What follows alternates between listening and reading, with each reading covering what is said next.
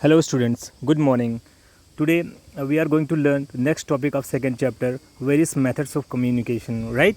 Yes, in yesterday's class we have learned a few points, right? In today's class we are going through the non-verbal communication. Okay, what is non-verbal communication? The communication that don't use verbal, means words, sentences spoken, that we don't speak, we just use gesture, face expression, or hand, right? And or body language. Okay, uh, a researcher, Albert Mehrabian, suggests that non-verbal communication has more significant impact on the receiver than the speaker's word, right? Means it means a lot. How we say something is often more important than what we say. Okay, so the non-verbal communication is most important during verbal communication. Means verbal and non-verbal communications is complementary to each other. Okay, in next point we are going to learn the different elements of the non-verbal communication, right? The first is facial expression.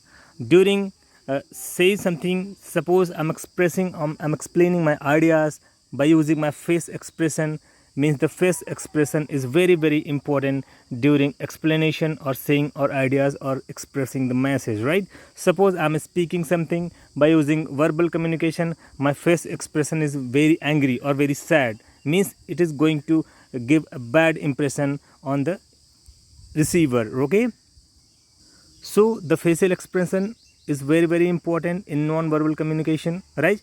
The gesture means your look up, your body language, your hand, your face expression, right? All includes in gesture. Okay, your mind status also is includes in gesture.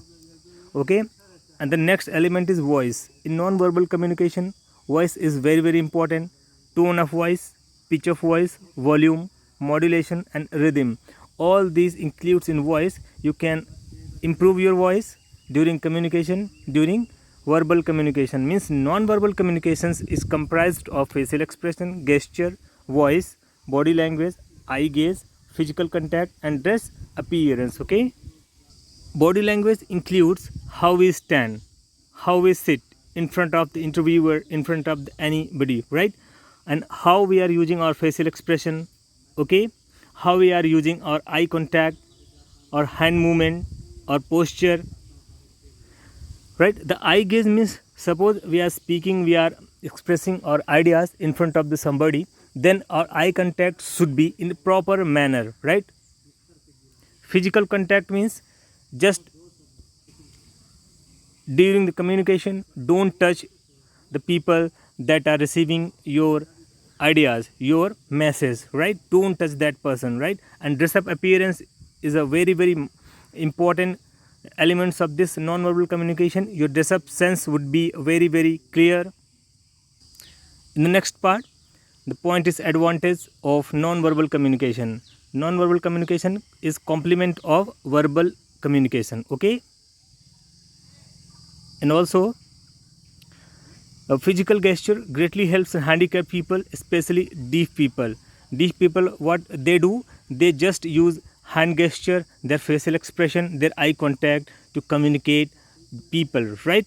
Okay, the disadvantages of non-verbal communication is it is difficult to analyze non-verbal messages, thus leaving a greater possibility of disorder of the information. Suppose I use only gesture, I am not speaking, means it is a possibility that you are not understanding my message in a proper way. Okay, in non-verbal communication, long conversation is not possible. Okay, possible only for sender, only for speaker, only for explanation person, but it's not possible to decode that message and to understand that message in only gesture, on only non-verbal communication. So verbal and non-verbal is both are complementary to each other. Okay,